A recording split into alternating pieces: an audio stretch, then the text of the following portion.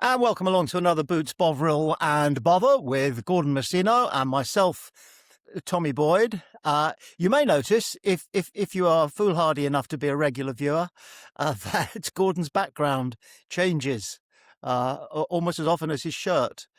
And that is because you're on your travels, and we'll come back to that a little bit later in today's episode, because you are at the moment, the most exciting place on earth to be, I would say.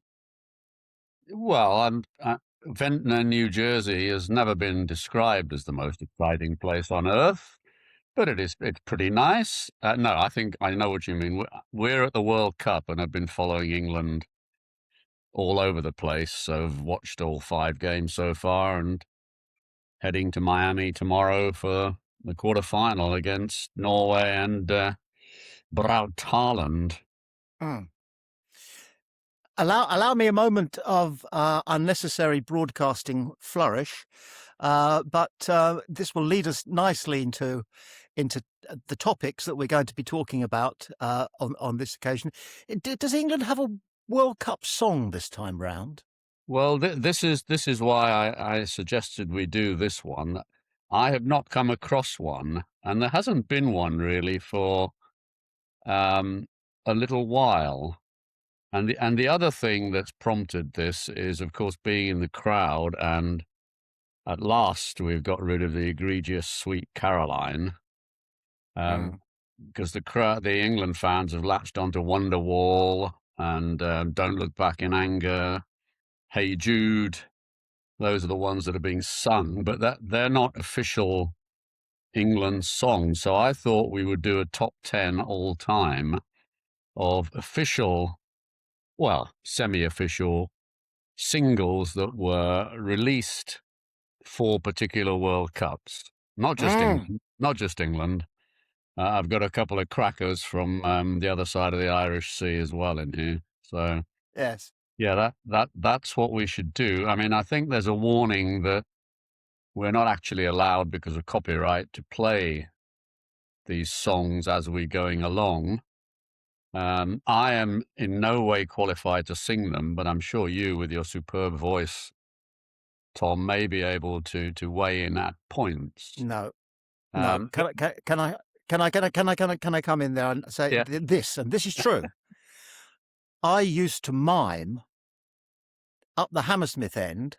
Oh, did you? Because right. One day I tried to get in on a song that was being sung by the Fulham faithful, and the bloke next to me, a stranger, actually went like this. He went, "Ooh," because I'm flat.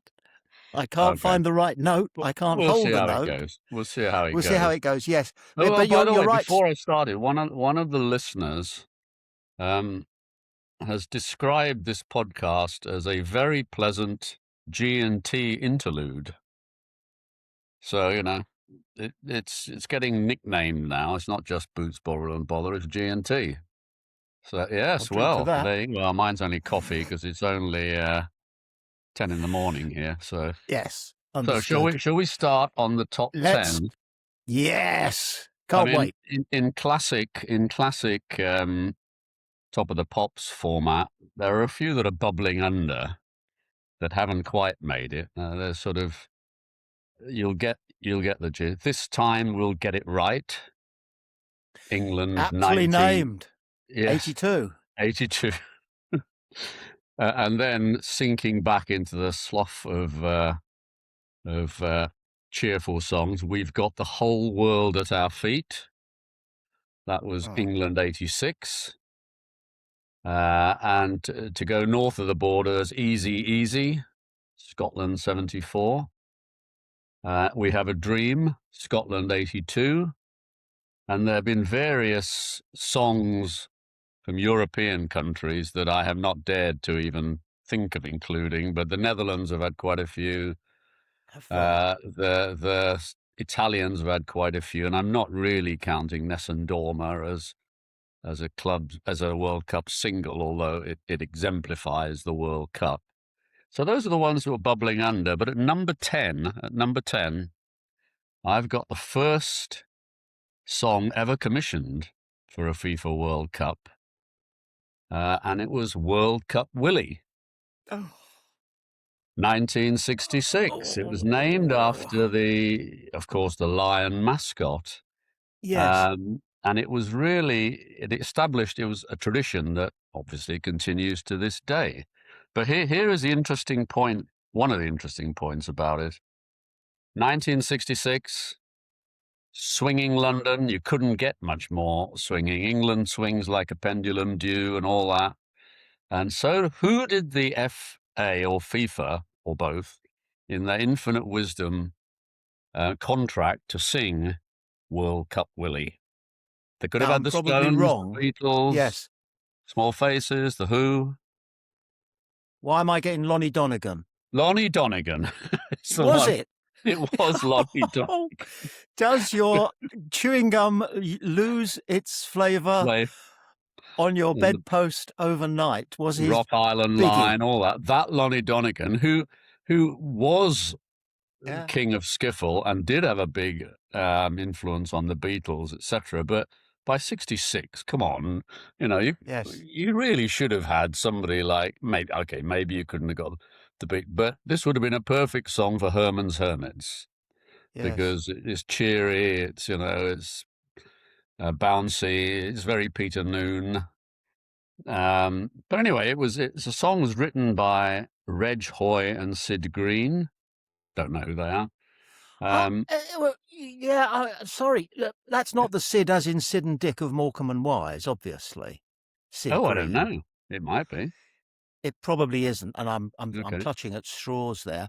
At the time, I was 12, 13, so were you. Yeah, yeah, And I sensed that it was possibly, there was an element of what, when I had a couple of seasons as a stand-up comic, we all referred to as Willie jokes, because you could get a reference into the male genitalia, but it would go over the heads of the theatre manager yeah, or the police or anything, but all the mums and dads would get it. yeah, And I just wondered whether there was shades of that about, because they were going for alliteration, weren't they? World, Willie, like you yeah, have with Bob, yeah, Boots, Bother, and Bother and Bother, yeah. which works. So I just wondered that. And there was a rotten cartoon that went along with it as well, wasn't there? I say a rotten cartoon. It was cheesy. The cartoon of World Cup Willie. Yeah, Yes, yes. the really interesting thing. Remind me to come back on double entendres, etc. in a second. But the interesting thing about World Cup Willie was, do you remember the waistcoat he wore? Vaguely. Union flag. Yes. But Yes. not the Cross of St. George, even though England were the only home country in it. So it was really celebrating, the UK hosting the Well, World now Cup. you mentioned that. Here's a name for you. You're very good at recall, but I think this will stump you. Does the name Ken Bailey mean anything to you? Yes, Ken Bailey was the guy who used to parade round the touchline dressed in a top hat, full British rig. And a Union Jack waistcoat. Yes, I yes, think. yes. So, so again, this one was not really linked to England. It was the tournament itself that it was celebrating. It only reached number 53 in the UK singles chart, sadly for Lonnie, who was hoping to reboot his career. But it remains important because it was the first World Cup song, wasn't it? So Yes. kudos to that. The double entendre one that I wanted to get in was just a passing reference to the great Victor Wallace, who died last week, who was the writer and lead singer of YMCA for Oh, really? the Village People. And Victor himself was not gay, even though you may have thought it, but he was not gay. And he said, yeah, we got a lot of double entendres in that one.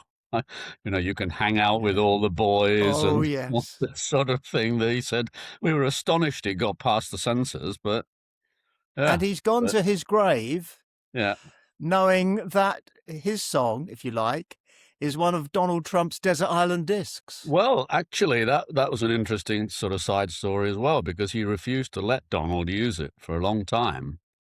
But then they kind of reconciled just before the election. Yeah. And then And at the World Cup draw, if you recall, Village People played, and that was the last gig I think Victor ever did. So anyway, Can I just show off for a second whilst we're there? When I was doing too much television, you used to get invited to film premieres, and I was invited to the film premiere of the movie YMCA. And I was sat in the second row, and just before the lights went down, the Village People showed. Oh no! Fantastic! And guess which one sat down in front of me? The Indian? Correct. Correct. You can't. I couldn't tap him on his bare shoulder and say, "Would you mind taking off your 2-foot-high headdress, sir?" So I made a story out of it, which was even more fun than the movie. Good. But anyway, so moving where on, did we get to? We're on to number 9 now, which I'm gonna have a Sven, which was released for the 2002 World Cup, slightly outside our. You don't remember this? Sven Goran Eriksson. He's a lovely geezer, but don't forget he comes from Sweden. Yeah. Yes. That was a comedy duo called Bell and Sperling. Never heard of before nor since, I suspect. Well, I refer you to the World Cup Willie speculations with Bell anyway. who wrote it as a tribute to the first foreigner to manage the national team. You know, it's quite off its time, and it starts off, I think, by saying, and I've got the lyrics here, which you find quite interesting. Just bear with me 1 second. Where are we with Sven? Yeah, Sven Goran Eriksson. He's got a Jimmy Savile haircut. So how'd he get a lovely girlfriend? Those are the opening lines. And it crosses so many boundaries. Carries on in that vein. And most people remember it because of Sven. But they also have repeated references to Beckham and Owen. But the most astonishing one was a kind of attack on David Seaman. I refer you again to the. Here are the exact words. Here are the exact words. Up front, there's Michael Owen and Heskey. That's his pal. He should shave off Seaman's tash and cut his ponytail. Seaman, your hair is a right old state. All you need is a Mark I escort and sovereign ring, mate. What a wally David looks. His hair will have to go, because he's a cross between Burt Reynolds and Peter Stringfellow. So they hammered poor old David Seaman there. They really did. And of course, it probably weighed hugely on his mind that he was getting hammered, because he dropped that complete ricket in the quarterfinal against Brazil when Ronaldinho hoiked it in from the halfway line. So we have Bell and Sperling to blame, I think, for causing England to lose that World Cup. But again, that song reached number 6 in the UK chart. But we had. Who buys these songs?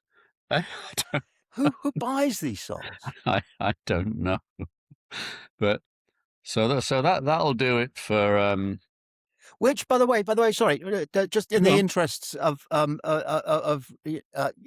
sort of referencing everything, which of his beautiful girlfriends did he have on his arm at the time of this? I suspect it was Ulrika. I think it might have been Nancy. Oh, well, I think Nancy was a constant, but then there was Ulrika and Faria Alam. That's right. Slight We dalliances. observed that Sven always used to like to clear away the dinner things in the dishwasher before they went upstairs.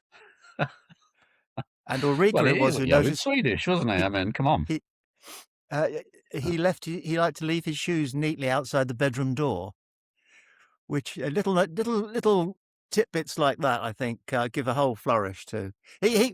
We liked him, didn't we, Sven? Did you? We would admire. Oh, yes. I think yes. Of all the foreign managers, yes, I think I like Sven the best. When they asked him at a big press conference, could he possibly answer a question without beginning it well? And so how do you think he began the answer to that one? Well, Well, well, I think, of course, his popularity may be overtaken by Thomas Tuchel if he pulls off the impossible and we do actually manage to win this World Cup. But there's still 3 big games to go. Anyway, let's move on to number 8. And I guarantee that nobody outside Northern Ireland will have heard of this one.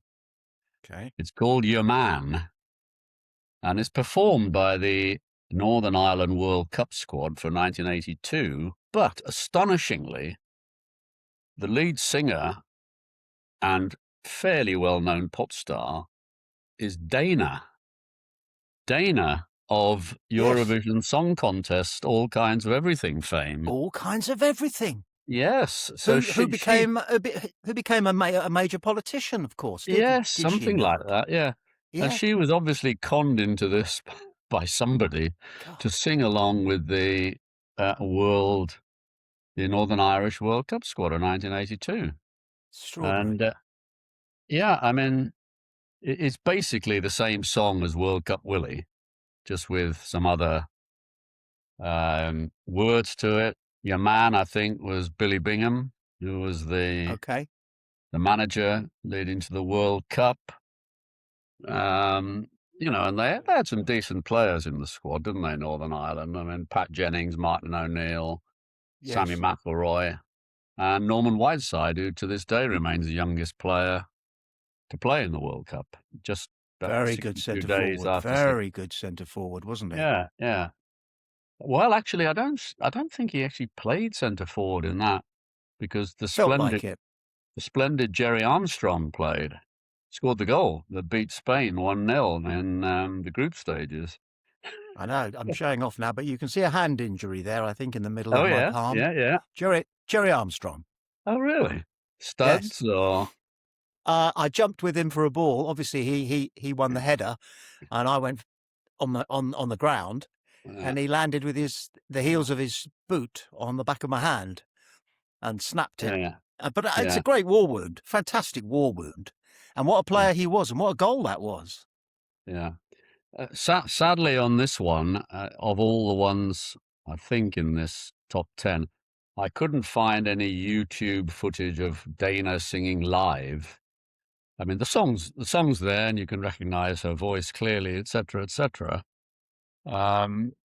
But I would have loved to have seen it live. I would love to have seen if she was thinking, "What the hell am I doing here?" Yeah. But this one was one of the first that has dreadful repetition of "Ole, Ole, Ole" and "Viva España" or "Viva Northern Ireland." They're just sort of, God, can't you? And unsurprisingly, there's no evidence it ever reached the UK top 75. So sunk without trace. But a memory of the great adventure that Northern Ireland had in 1982. Yes. So moving on, number 7. Before I tell you the answer, how many football singles can you think of that were attributed to, in part, and written by, in part, a person whose day job was, and certainly is now, one of the world's most famous contemporary artists? That's a pub quiz question and a half. Okay, the guy in question is Damien Hirst. No. Yes. And the song in question at number 7. At number 7 is Vindaloo by Fat Les. It rings a bell. Vindaloo, Vindaloo. Na na na na na na. So that's 300 quid right there, by the way. So watch it. This was released in 1998, ahead of the World Cup in France. Fat Les doesn't mean anything. It was very tongue-in-cheek. It was an unlikely trio. Fat Les was the trio. Was Keith Allen, comedian, actor, Don't know if you met him. He features again later on, by the way. Okay, I can't get a face. The name Artist, seems to ring, well, just ring watch a the bell. YouTube, you'll get it. Artist Okay. Damien Hirst and Blur bassist Alex James. That was Fat Les, unbelievably. So that what they wanted to do was rather than have another bouncy, catchy. I mean, it is bouncy and catchy, but it's not sort of an ordinary, earnest football anthem. You know, we're going to win the cup, etc. It's a celebration of the. Gordon, I'm having trouble processing Damien Hirst writing one of the naffest football songs. Is he the bloke who cut a shark in half and Yeah, displayed yeah, it? all that, That's him. all that. Angel of the Which North, which Angel of the which North, or Nigella Lawson's ex bought for 7 million quid or something. Him. Damien Hirst. He Yes, wrote Vindaloo. he co-wrote Vindaloo. And so there's some fantastic things surrounding this, but you've got to go and watch the YouTube video. I mean, obviously Vindaloo is because of the curry and Britain's multicultural identity, ethnicity, but yeah, you know that it's still sung. You know, it was sung the other day in Mexico City because it's got a couple of riffs. You know, na na na na na na, and we're gonna score one more than you. So I mean, this was the video is fantastic because it features a cast of thousands and it's a complete parody. I don't know if you've ever seen the Verve's Bittersweet Symphony when Richard Ashcroft is walking through Hoxton being miserable as he usually is and bumping into people and all that. So they decided they'd do this.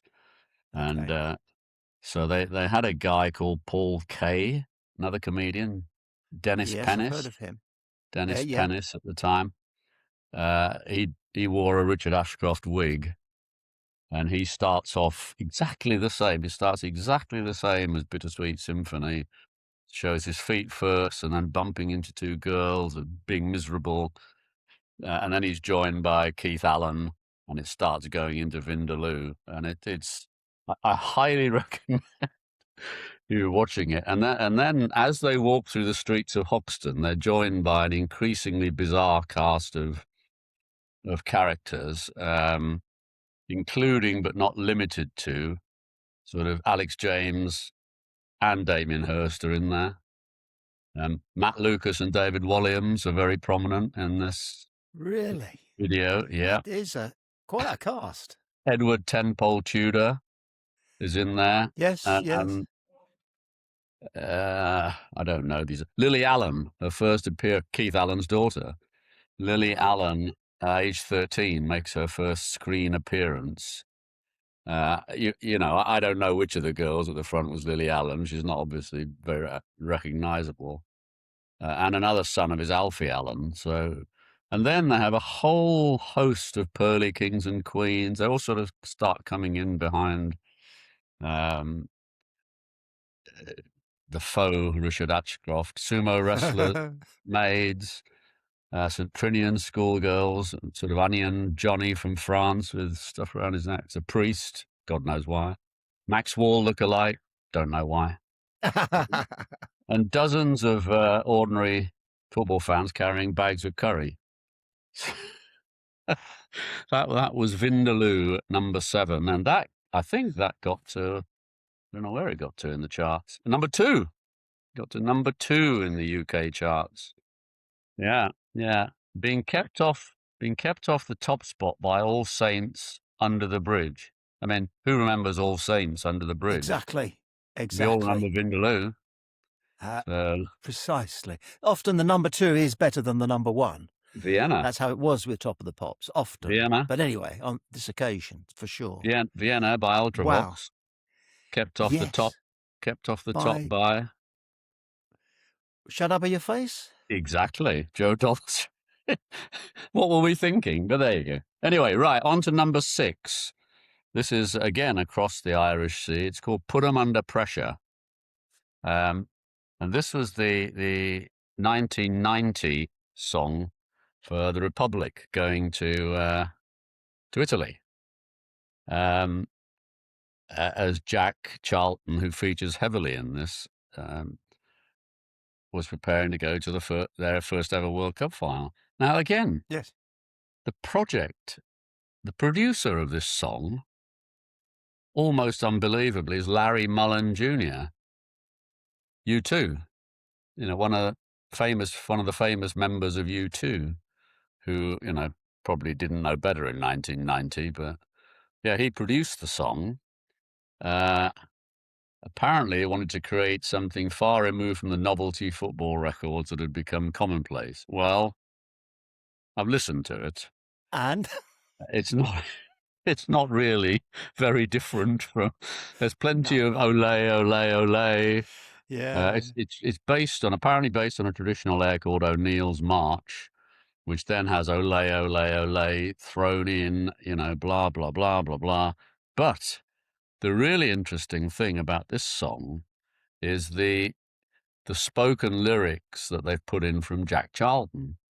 And if any manager had bothered to listen to this song, they'd have known exactly how Ireland were going to play, because he says it right in the song. He starts with, "It's not going to be easy for us." I can't do his accent. "Not going to be easy for us, but it's not going to be easy for them either. right. We'll inflict our game on people. We'll put them under pressure." And that "put them under pressure" is a refrain that comes through the Right. whole thing. Then That he was a said, very good Jack Charlton, if I may. he said, "The game is about being effective, aggressive, winning the ball, getting on with the play." I mean, that's Jack Charlton. Absolutely. You didn't have to send scouts out to watch Ireland play. No. Just hit it diagonally over their fullback's head. They hate that. Yeah, put them under pressure. Put them under Yes. pressure. Put them under pressure. It's just, we'll prepare, we'll go, and we'll do our best. We'll put them under pressure. His catchphrase throughout that World Cup, when he was asked questions by journalists, it seemed to be, "Well, I don't know." Well, Jack, what do you think? "Well, I don't know." Astonishingly, this song spent 13 consecutive weeks at number one in Ireland. Oh, those Irish. We love them. And it remains the most enduring Irish song, and it is played before every Republic of Ireland international. Brilliant. Now, I went to see Ireland playing England a couple of years ago in Dublin. I highly recommend going to Dublin for a football match if you can have a go. It's fantastic city, and it's a great stadium as well. In typically Irish fashion, it's the old Lansdowne Road, right? And it's a magnificent stadium, 3 sides, but the far end has to be low because it's blocking the right of light of houses behind it. Right. Said houses have refused to sell up so that they can build a giant stand. So it's very typically Irish, but still play. I don't recall it being played, but hey, I wasn't looking out for it. So, okay, that's number 6. Number 5. We move north of the border now, as you knew we must, for 1978, and there are 2 crackers here. One is Ali's Tartan Army, by somebody called Andy Cameron. Again, never heard of before or since, I don't think. Do you remember the sort of huge wave of optimism? I mean, Ali MacLeod made the mistake of saying, we're going to win the World Cup, and never really been forgotten for that. But and thousands of fans went to Argentina from Scotland. About a quarter of whom have never come back, I don't think. And it is an urban myth that one of them was called McAllister, that Alexis McAllister is now playing for Argentina, but Alexis McAllister comes from a long-established family that came from Scotland, 150 years ago or something. But yes. I think the story I like best is, and I hope it's true, is the party of Scots went, and 2 weeks later, the wife of one of them got a phone call, and he said, "Can you come and pick me up? I'm at Edinburgh International, just landed." And she replied, "Jock, you drove." Drove He'd to left his car in Argentina. Turin. He'd forgot. I'm thinking of Wrong World Cup. Yeah, I've yeah, got the wrong World Cup. Sorry, I'm thinking of Turin. yeah, Beg your pardon. yeah, yeah. Carry on. No, never mind, never mind. So Good story. this was set to an American Civil War song called "Tramp, Tramp, Tramp." Can you So hum that? you know, no, no. Okay. It has a simple chorus. It's great. Pubs, terraces. I'm sure they used it again this year. And again, this one reached number 6 in the US singles charts. I don't know, and has remained a fixture at Hampden Park ever since. Um, so We do keep to our songs, don't we? Football yeah, fans yeah, do like to know what order they're singing in, yeah. and they like to know all the words. And so I suppose that plays a part in it. I guess tradition and superstition as And so, well. but at number 4 is another Yeah. song from that World Cup, performed by a genuine international superstar. Not very difficult to work out who it No. is. I don't think Yes. it's Rod Stewart, and The he foul, performed. a foul, Scott. But anyway. Yeah, he performed. Yeah, he's from Brentford, isn't he? He Yes. performed a Yes. song called "Ole Ola." Now, I have completely forgotten this song, "Ole Ola," and it says here, again, it took its title from "Ole Ole." And Yeah. it combined a Latin-inspired rhythm with terrace-style sing-along choruses, with Stewart's trademark raspy vocals and energetic delivery giving the record a celebratory feel. I have completely blanked this from my mind. Yeah. There are two very interesting things listening to this. This one actually outperformed Ali's chart. It reached number 4 in the singles chart. Rod So it Stewart. Yeah. Yeah. outperformed Ali's Army. There's a bit in the middle. Again, I'll refer to the lyrics. We're allowed to do that, presumably. I think Are so. we? Yeah. Yeah, okay. Well, let's do it anyway. Yeah, well, let's do it Easier anyway. to ask for forgiveness than permission. Yeah. Just listen to this. Part of the lyrics. We got Dalgleish, Buchan and Macari. We got Archie Gemmill, Johnston and McQueen. We got Big Joe Jordan waiting in the middle. We got Donachie, Rioch and Don Masson. We got Andy Gray and Asa Hartford too. I mean, it's a bloody good team. That is a team. Yeah, I know. And yet they couldn't get out of the group. Couldn't get out of the group. He does add on a poignant note, only wish we had Danny McGrain, who was presumably injured for that. But that was I mean, I remember watching. Do you remember watching that game against Holland when they had to win by 2 clear goals to go through, I think. Oh. And that Archie Gemmill goal when he weaved his way through the whole defence, Yes. and put them 3-1 up, and they were through.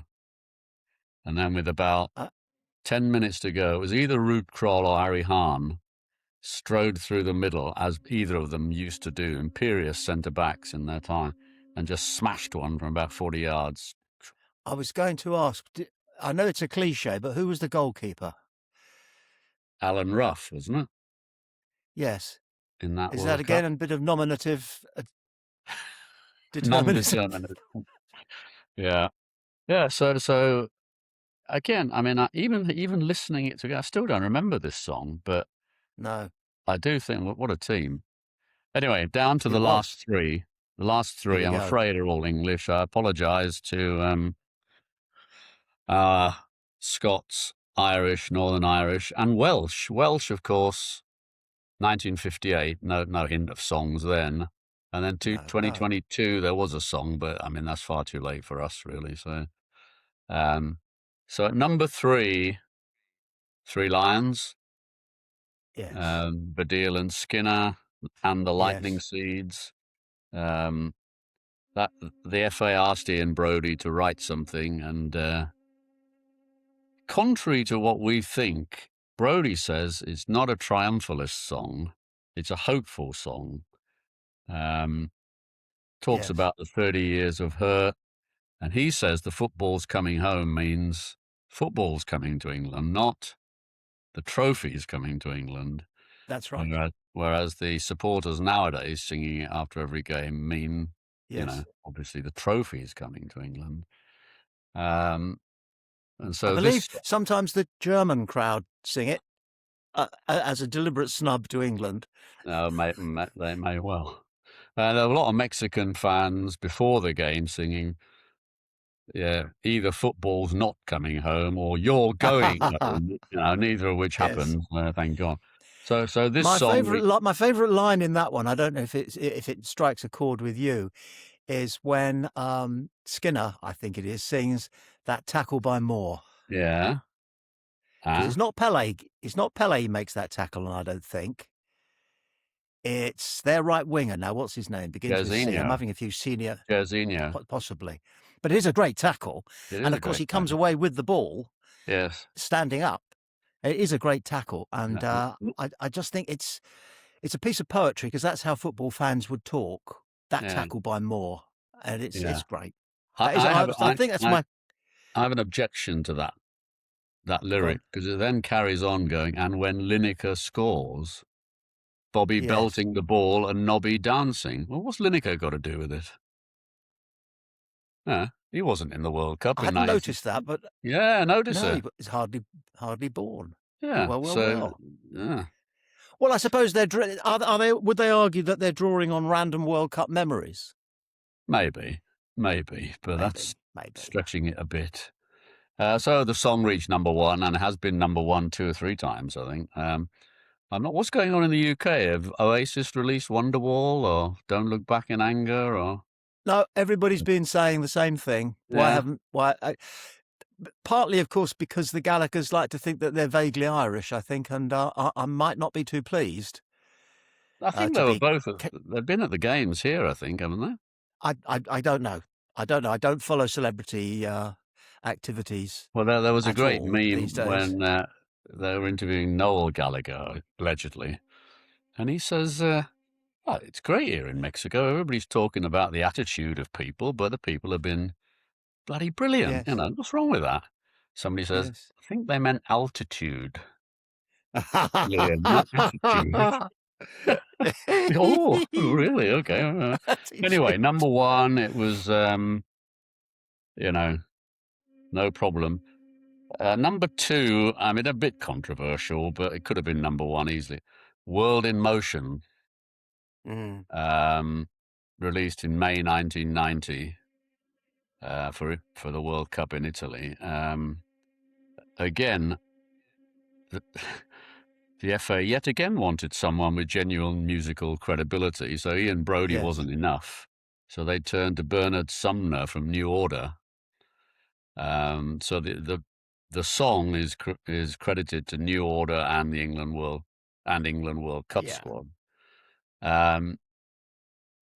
This provoked a little bit of angst amongst New Order / Joy Division fans, which the latter, Joy Division, saw as a complete kind of abandonment of the principles of Ian Curtis and Joy Division, and because New Order came out of Joy Division. But I don't suppose it's bothered Bernard Sumner. He co-wrote it with Keith Allen of Vindaloo fame. So God. Keith's popped up again, writing the lyrics. Good grief. What's slightly different about the two huge things different about this one? It wasn't all the members of England World Cup squad, because by then they were getting a bit, up themselves. Oh no, Yes. we're not all going to do this. So Beardsley, Waddle, Des Walker, Paul Gascoigne, Steve McMahon, and Peter Shilton, plus one other who's much more famous. Robson appears on it, but only talking like Jack Charlton does, not actually in the song, Why? but the song starts with Kenneth Wolstenholme going, it's Yes. the crowd are on the pitch, they think it's all over. But he actually re-recorded that, especially for this song. It wasn't the original the original commentary. No. Probably because A, the BBC wouldn't allow it, and B, Kenneth thought, well, I'll make a few quid here by Yes. re-recording it. So anyway, so the defining moment in the song, I don't know if you remember, is John Barnes's rap. That's when Yes. Barnesy It's goes. it's pretty good, isn't it? It's a For a pretty good rap. I've got footballer. the lyrics, but I mean, I couldn't dare to actually sing it. Shall I have a go with the Yes. lyric? Give us a taste. The taste.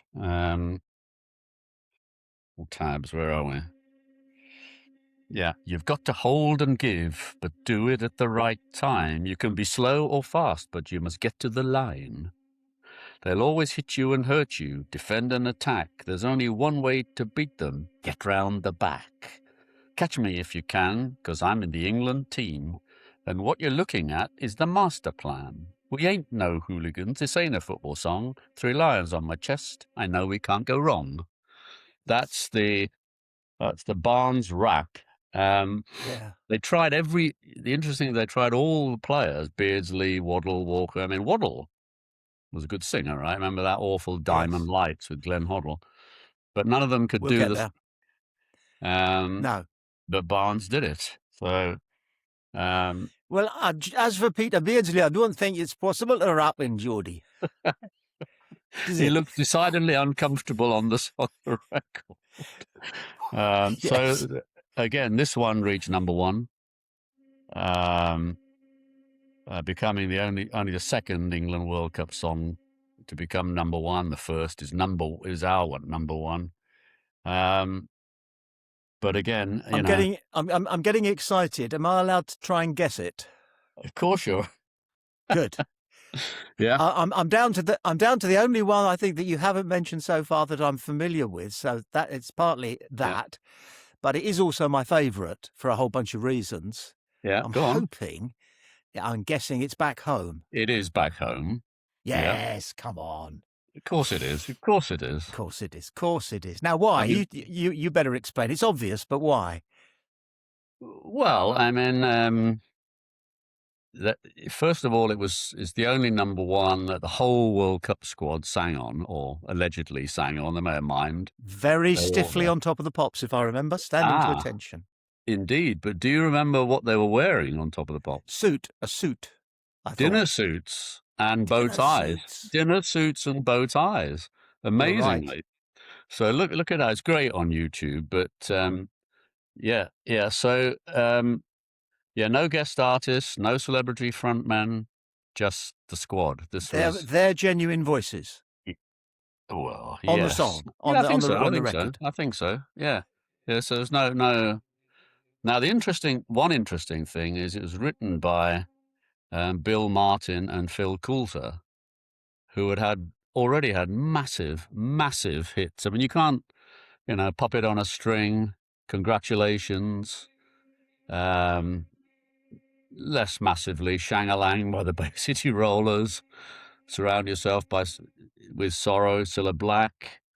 They've received Ivor Novello Awards for Songwriters of the Year, etc., etc. And they wrote. From what little I know about how lucrative songwriting can be, these are not poor men now.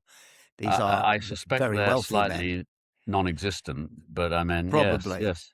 Well, but they've earned it because that's quite a set of that's quite a set of achievements, right there. Yeah. But somebody persuaded them to write a football song. I can only assume it was the FA again. So he had 4 number one hits: Pop It on a String, Congratulations, Forever and Ever, and Back Home. So they did all right. I think on a personal level, a personal note, Gordon, it means a lot to you and I, more to you and I than many, because we'd experienced a World Cup victory. You were there. Yeah. It was obviously one of the great memories of my childhood, and yours, I dare say. And now here comes another World Cup coming into view. And we're starting to get excited about it, aren't we? In the whole year building up to it. Yeah, Because naive as I was at the time, I just assumed that as in 1966, we were going we'd to win it. win. Yeah, And so I was going to experience all that pride and joy all over again. And the arrival of a song, slightly Radio 2-ish as it was, if I can yeah, put it like yeah, yeah. that, it just helped the excitement build. Yeah, again, this not 3 weeks at number 1 Yep. in the UK chart. The only, as I say, the only number 1 sung by the entire squad. Yes. Um, And they're so thinking of us. That's the nitty gritty of the song, isn't it? yeah, They are out there in the heat and the altitude of, uh, and they're thinking of us, yeah, and that was quite fortifying, I think. yeah. It's a good time. I recommend watching it on YouTube, if only to spot all the members of the World Cup squad. You know, I mean, a very Yes. embarrassed-looking Bobby Charlton, and Well, a I was going to slightly say less embarrassed Nobby Stiles, but the rest of them, my I always find my memory plays deliberate tricks on me, and I've got a picture of Jack Charlton singing those very lyrics, but I yeah, don't think yeah. he was in the squad, or was Oh, he? he was, yeah, yeah. Was he? Charlton Oh, was I thought in. Brian LeBone was our Yeah, well, number LeBone came 5. in for the quarter-final. Right. So I did see Jack Ja Charlton No, standing there, Jackie played all right, yeah, yeah. all 6'3" of him, Yeah. back home. It was, and they managed to have that magnificent looking into the middle distance look, Yes. and almost not blinking Yeah. that proper choirs can do. Oh, happy Anyway, days! I'm going to go and look at it now. all right, Well, all right. You after the go and look at podcast. it. We have, yeah, overrun our time, but no problem. No, So, until next time then, cheers, everyone. Yeah, go and look at this one when we publish it, and do it with YouTube at the ready so that you can see what we're talking about. Bye. right, nice one. Bye.